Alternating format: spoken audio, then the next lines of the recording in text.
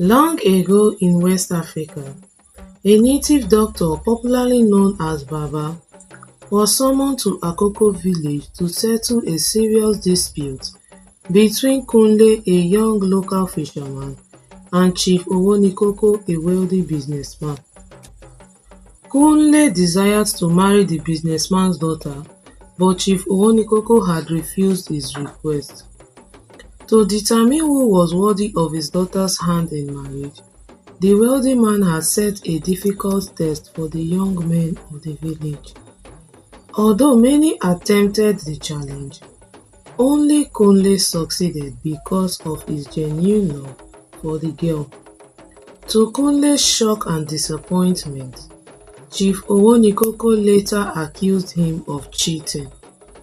On the day judgment was to be passed, the entire village gathered in the village square to hear the solution Baba had found.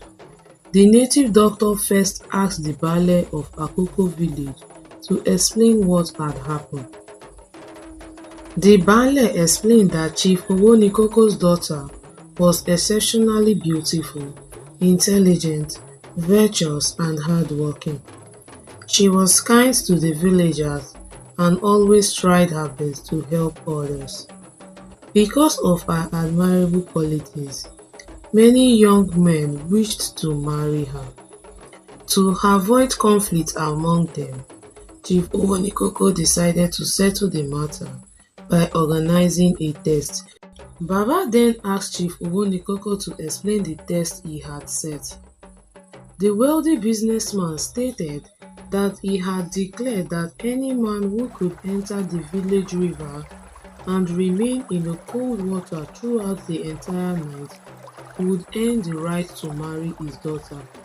However, he insisted that Kunle had cheated during the test.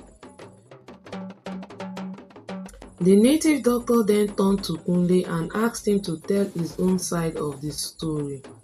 Kunle sadly explained that the girl's name was Simisola and that they had loved each other for a long time.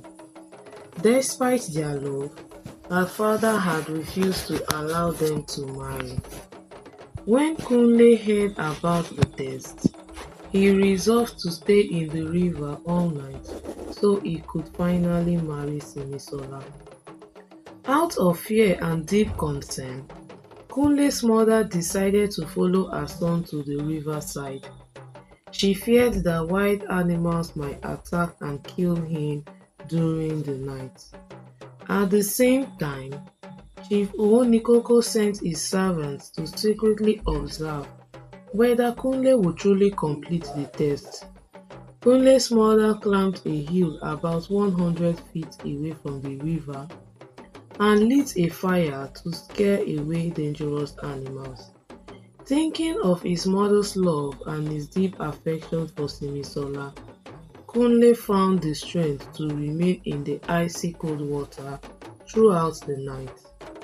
When morning came, Kunle emerged from the water, shivering and weak.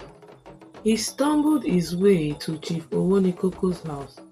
Although he had endured the cold water for 10 long hours, his heart was filled with joy because he believed he was close to marrying the love of his life, Simisola. To his greatest disappointment, Chief Owonikoro still refused to allow him to marry his daughter.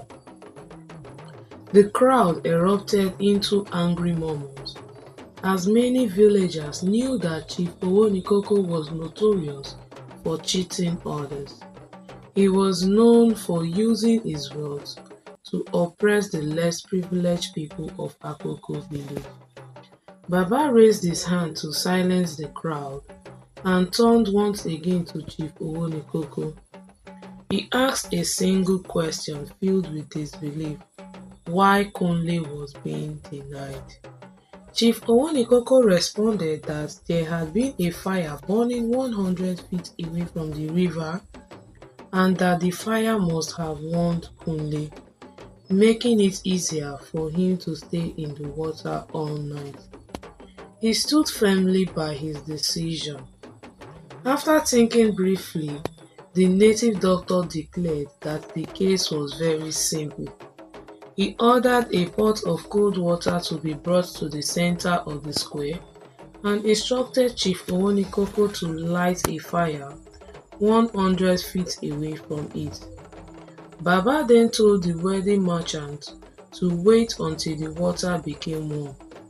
He announced that he was going to rest and advised everyone else to do the same.